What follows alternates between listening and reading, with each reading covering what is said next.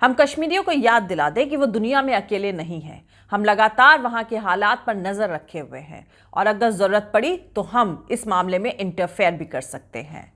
ऐसा कमला हैरिस, जिन्हें Democrat party की तरफ से अमेरिका के वाइस प्रेसिडेंट पद के उम्मीदवार के लिए चुना गया है, उन्होंने मोदी सरकार को वार्निंग देते हुए कहा था। इंडियन ओरिजिन के कमला हैरिस के डेमोक्रेटिक पार्टी की तरफ से अमेरिका के वाइस प्रेसिडेंट पद का उम्मीदवार बनते ही भारत में खुशी की लहर दौड़ गई, खास तौर से भाजपा और संघ से जुड़े लोगों में।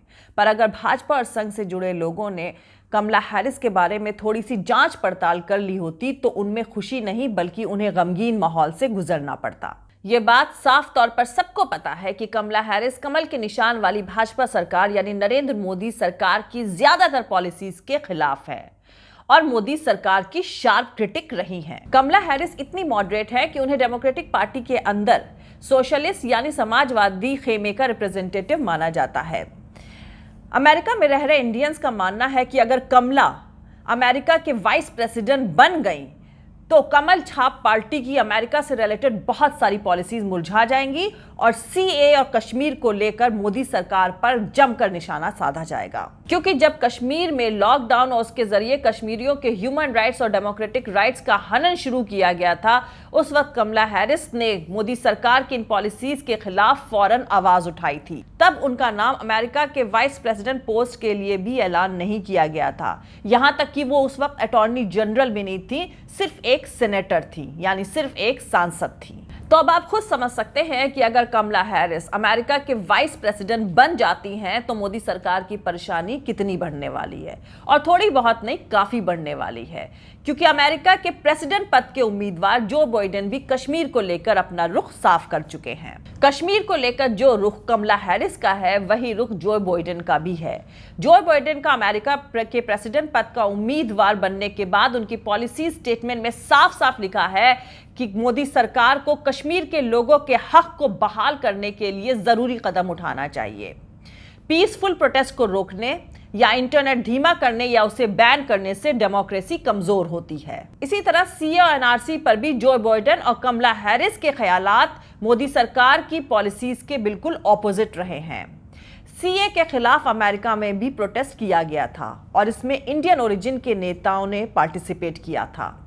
और सबसे अहम बात यह है, सबसे खास बात यह है कि इसमें रिपब्लिकन और डेमोक्रेट्स दोनों पार्टी के नेता शामिल हुए थे। इंडियन ओरिजिन के राजा कृष्णामूर्ति, प्रमिला जयपाल, कमला हैरिस, अभी बेरा और रो खन्ना ने खुलकर इसके खिलाफ आवाज उठाई थी। जो बाइडेन ने अपनी पॉलिसी स्टेटमेंट में सिर्फ इसका जिक्र ही नहीं किया है बल्कि मोदी सरकार की इन सारी पॉलिसीज के खिलाफ अपनी राय रखी है। जो बाइडेन ने अपनी पॉलिसी स्टेटमेंट में सी और एनआरसी को लेकर लिखा है कि भारत सरकार ने असम में एनआरसी को लागू करने और सीए को पास कराने, उसको कानून बनाने के लिए जो कुछ भी किया है उससे जो बाइडेन बहुत निराश हैं। तो दोस्तों, ये तो मैंने आपको अमेरिका में होने वाले इलेक्शन में डेमोक्रेट्स पार्टी की तरफ से प्रेसिडेंट और वाइस प्रेसिडेंट पद के उम्मीदवार मोदी सरकार के बारे में क्या ख्यालात रखते हैं, उनके एजेंडे में क्या शामिल है, ये बताया है। लेकिन मुसीबत यह है कि मोदी जी ने डोनाल्ड ट्रंप के लिए अब की बार ट्रंप सरकार का नारा लगाया था और उसके बाद उन्हें गुजरात बुलाकर नमस्ते ट्रंप का तमाशा भी किया गया था ताकि इंडियन ओरिजिन के लोग डोनाल्ड ट्रंप के फेवर में वोट कर सकें। लेकिन बाजी शायद पलट चुकी है। वैसे भी रशिया और चाइना की दोस्ती के बीच भारत पूरे एशिया की सियासत में अलग थलग पड़ चुका है। ऐसे में अगर जो बाइडेन और कमला हैरिस अमेरिका के प्रेसिडेंट और वाइस प्रेसिडेंट पद का इलेक्शन जीत जाते हैं तो ऐसा कहा जा रहा है कि सबसे पहले विदाई भारत के फॉरेन मिनिस्टर जयशंकर की होगी। और मोदी सरकार को क्या क्या मुसीबतों का सामना करना पड़ेगा ये मैं आपको बताऊंगी। लेकिन उससे पहले जो लोग हमारे इस चैनल पर नए हैं वो हमारा YouTube channel political Tamasha with doctor Arshi को सब्सक्राइब करके वहां पे लगी बेल आइकॉन को जरूर दबा दें ताकि आपको हमारे आने वाले हर वीडियो की अपडेट्स मिलती रहे। और दोस्तों, अगर आपको हमारा काम पसंद आता है, हमारे वीडियोस पसंद आते हैं तो www.patreon.com/Dr Arshi Khan पर जाकर डोनेट करके आप हमारे काम को सपोर्ट कर सकते हैं। तो चलिए शुरू करते हैं। तो दोस्तों, पहले मैं आपको कमला हैरिस के बारे में बताऊंगी और उसके बाद बताऊंगी कि उनके यूएस के वाइस प्रेसिडेंट पद के उम्मीदवार चुने जाने के पीछे सियासी दांवपेच क्या है। और फिर जानेंगे कि अगर कमला हैरिस अमेरिका की वाइस प्रेसिडेंट बन जाती हैं तो मोदी सरकार की मुश्किलें कितनी बढ़ने वाली हैं। कमला हैरिस ने 2018 में अपनी ऑटोबायोग्राफी लिखी है, नाम है द ट्रुथ वी टोल्ड। इस किताब में वो अपने नाम कमला का मतलब समझाते हुए लिखती हैं कि कमला का मतलब होता है कमल का फूल। इंडियन कल्चर में इसकी बहुत अहमियत होती है। कमल का पौधा पानी के अंदर होता है, पर इसका फूल पानी के लेवल से ऊपर खिलता है। कमल के पौधे की जड़ें नदी के तल के साथ मजबूती से जुड़ी होती हैं। कमला की मां श्यामला गोपालन की पैदाइश चेन्नई में हुई थी। वो अपने माँ बाप की 4 औलादों में सबसे बड़ी थी। 19 साल की उम्र में उन्होंने दिल्ली यूनिवर्सिटी से ग्रेजुएशन कर लिया। उसके बाद उन्होंने बर्कले के ग्रेजुएशन प्रोग्राम के लिए अप्लाई किया और 1958 में वो एंडोक्राइनोलॉजी और न्यूट्रिशन में पीएचडी करने के लिए भारत से निकल पड़ी। बाद में उन्होंने ब्रेस्ट कैंसर की फील्ड में रिसर्च किया। कमला की मां श्यामला गोपालन और पिता डोनाल्ड हैरिस की मुलाकात बर्कले में हुई और उन्हें शादी करने का फैसला कर लिया। सन 1964 में सिर्फ 25 साल की उम्र में श्यामला गोपालन ने अपनी डॉक्टरेट की डिग्री हासिल कर ली और उसी साल कमला का जन्म हुआ। कमला हैरिस और उनकी बहन माया की परवरिश ऐसे घर और ऐसे माहौल में हुई जो ब्लैक अमेरिकन आर्टिस्ट की म्यूजिक से गूंजता रहता था। कमला हैरिस जब 5 साल की थी तब उनके मां श्यामला गोपालन और उनके पिता डोनाल्ड हैरिस अलग हो गए थे और उनकी बहन की परवरिश उनकी सिंगल मदर ने करी थी। कमला हैरिस की मां की 2009 में 70 इयर्स की उम्र में डेथ हो गई थी। यह तो हो गई कमला हैरिस की मां की कहानी। अब मैं आपको कमला हैरिस के बारे में बताती हूँ। कमला हैरिस ने हार्वर्ड यूनिवर्सिटी से पढ़ाई करी। हार्वर्ड यूनिवर्सिटी से पढ़ाई करने के बाद उन्होंने कैलिफोर्निया यूनिवर्सिटी से कानून यानी लॉ की डिग्री हासिल करी। फिर वो वकालत करने लगी। उसके बाद उन्हें कैलिफोर्निया का अटॉर्नी जनरल बनाया गया। वो इस पद पर पहुंचने वाली सबसे पहली महिला और सबसे पहली अफ्रीको अमेरिकन थी। कमला हैरिस 2 बार अटॉर्नी जनरल बनी और फिर 2017 में वो सांसद बनी।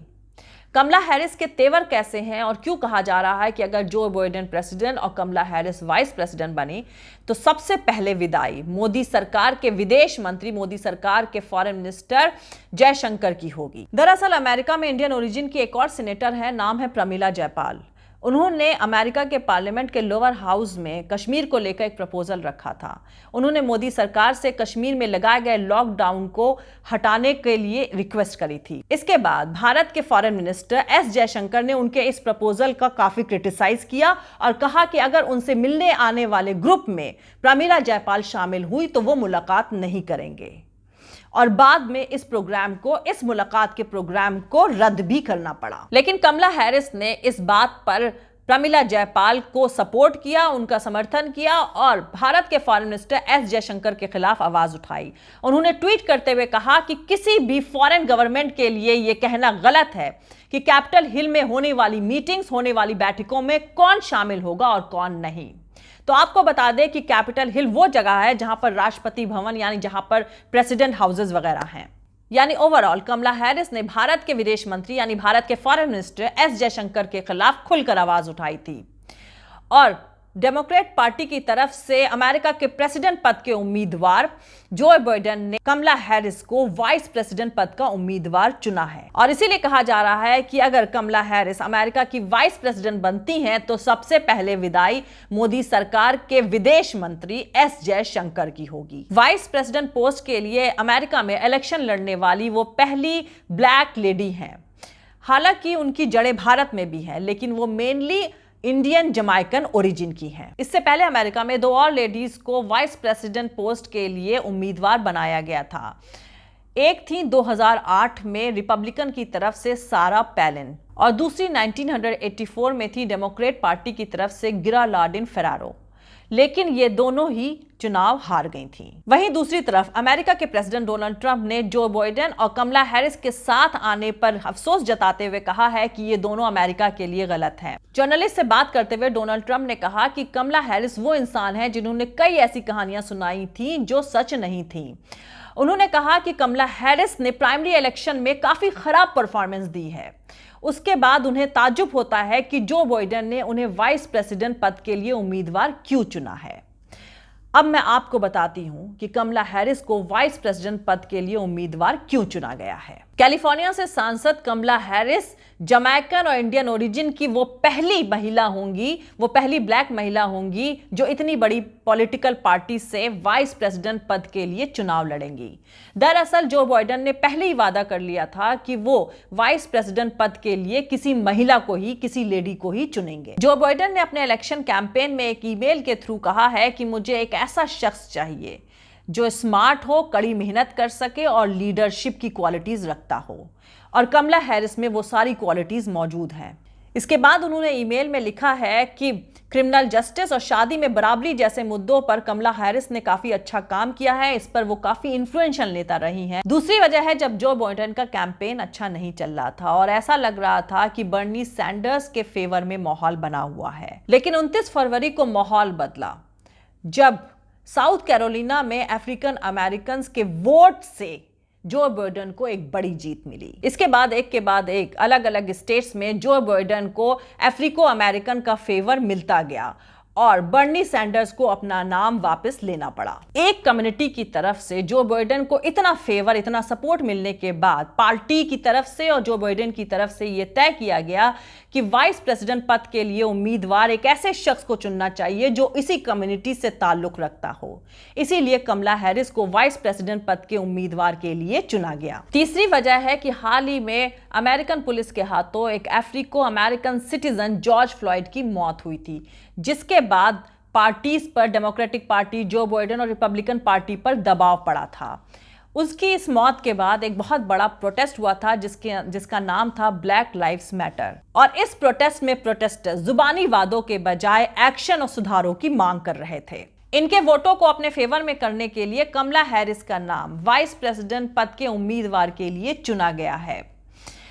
यानी कमला हैरिस का नाम के साथ इंडियन ओरिजिन और अफ्रीकन ओरिजिन दोनों के लोग जुड़ सकते हैं, दोनों के वोट जो बाइडेन के फेवर में जा सकते हैं। कमला हैरिस का कार्ड खेलकर इंडियन ओरिजिन और अफ्रीकन ओरिजिन दोनों के वोट जो बाइडेन के फेवर में जा सकते हैं और मोदी जी का नारा अब की बार ट्रंप सरकार फेल हो सकता है। कमला हैरिस को वाइस प्रेसिडेंट पद के लिए उम्मीदवार चुनने की एक वजह यह भी बताई जा रही है कि दोनों फैमिलीज के बीच में काफी अच्छी रिलेशनशिप है। जो बाइडेन ने अपने ईमेल में लिखा है कि वो पहली बार कमला हैरिस से अपने बेटे बो के थ्रू मिले थे और बो और कमला हैरिस दोनों एक साथ अटॉर्नी जनरल थे और उनके मन में कमला हैरिस के काम को लेकर काफी इज्जत है। एक और अहम बात मैं आपको बता दूं कि अमेरिका में अफ्रीकन ओरिजिन के अमेरिकन के तकरीबन 13% वोट है और 2016 में हिलैरी क्लिंटन इलेक्शन हार गई थी। उसकी एक मेन वजह यह भी बताई जा रही है कि उनको इस कम्युनिटी के वोट नहीं मिले थे। कुल मिलाकर देखा जाए तो लगता है कि जो बाइडेन और कमला हैरिस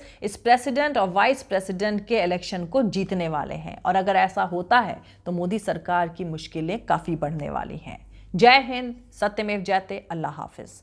दोस्तों, मेरा पूरा वीडियो और दूसरे और वीडियोस देखने के लिए हमारे YouTube channel political Tamasha with doctor Arshi को सब्सक्राइब करके वहां पे लगी बेल आइकॉन को जरूर दबा दें ताकि आपको हमारे आने वाले हर वीडियो की अपडेट्स मिलती रहे। और दोस्तों, अगर आपको हमारा काम पसंद आता है, हमारे वीडियोस पसंद आते हैं तो www.patreon.com DR अर्शी खान पर जाकर डोनेट करके आप हमारे काम को सपोर्ट कर सकते हैं। दोस्तों, अगर आपको हमारा वीडियो पसंद आता है तो लाइक और शेयर करना हरगिज़ नहीं भूलें। आप हमें फॉलो भी कर सकते हैं हमारे ट्विटर, इंस्टाग्राम और फेसबुक पेज पर। थैंक यू, मिलते हैं अगले वीडियो में।